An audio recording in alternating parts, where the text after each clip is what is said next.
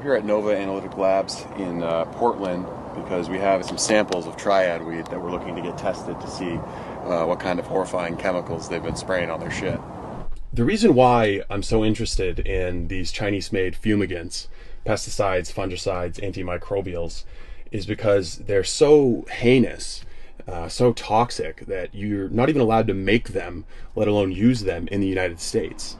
So the California EPA only found these chemicals because they brought in the National Guard's Weapons of Mass Destruction unit and had them do some testing on these chemicals. That's how they discovered what they were dealing with.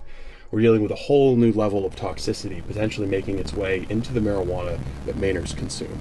They'll all contain these individual packets of sawdust. The pesticides are saturated in the sawdust. It's what's commonly seen as like an aluminum can, whether it's a beverage can or a food can, and then you'll see 2, 3, 4, 5, depending on how big the hooper is, the hoop house. You'll see multiple cans on the ground in the hoop house. So once we get into the results of what these materials contain in regards to the pesticides, just know that not a single, when you look at one of these pesticides individually, not a single one is even approved for use as a fumigant, let alone a mixture of them being used as a fumigant.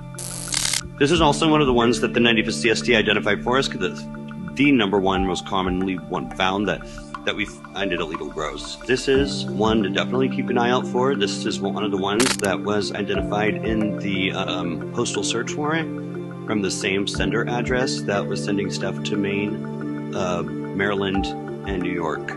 So there were 13 pesticides identified total in the certified lab results. Out of the 23 pesticides that were identified in the samples that we sent to CST, 15 of them are not on anyone's list to test them. So I had to actually give this third-party lab, Alchemist, the list of pesticides that were identified, and they had to go out and find the standards for the ones they didn't have in order to do these tests. 2 of the pesticides, phenobarbital and isoproparb, that have no approved use in the entire United States.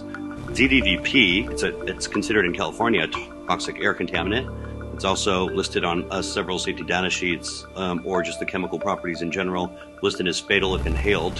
What we don't know is what else is being generated. What are those decomposition products, thermal decomposition products that are resulting from burning multiple pesticides together.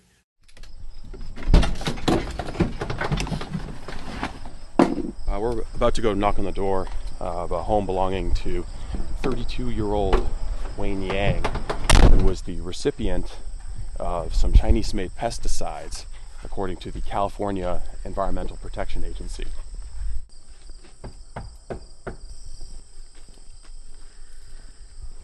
Looks like he was abandoned.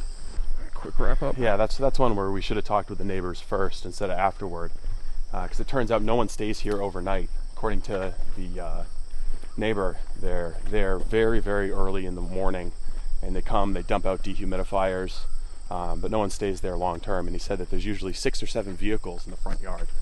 So this address would actually make sense to be, a center point for something to get shipped to, because there's no one there to be blamed if something, supposed to get like Chinese-made pesticides arrives there. But if there's 6 or 7 different vehicles there, that means that those Chinese-made pesticides could be distributed anywhere in the state of Maine, and probably are. All right, we just got the test results back from Nova Analytic Labs in Portland, and I have to say I'm not surprised by the results. In both instances, these samples failed for the presence of banned pesticides. Paclobutrazol is banned across the board for application on marijuana plants for a number of good reasons. 1, it's carcinogenic, but 2, it's also an endocrine disruptor. So someone who is consuming marijuana grown from these illegal marijuana grows that has paclobutrazol on it is unknowingly consuming something that can alter the way hormones work in their body. What we don't know is whether the banned Chinese-made pesticides and fungicides are also present in these samples. That's because these companies, the licensed cannabis testers in the state of Maine, don't even test for these chemicals because, again, they're banned for any kind of use. So if the Chinese-made illegal pesticides and fungicides being used as fumigants in California are also being used on these products or any of the triad weed being grown in the state of Maine, Maine's testing labs would have no way of knowing because they don't test for it.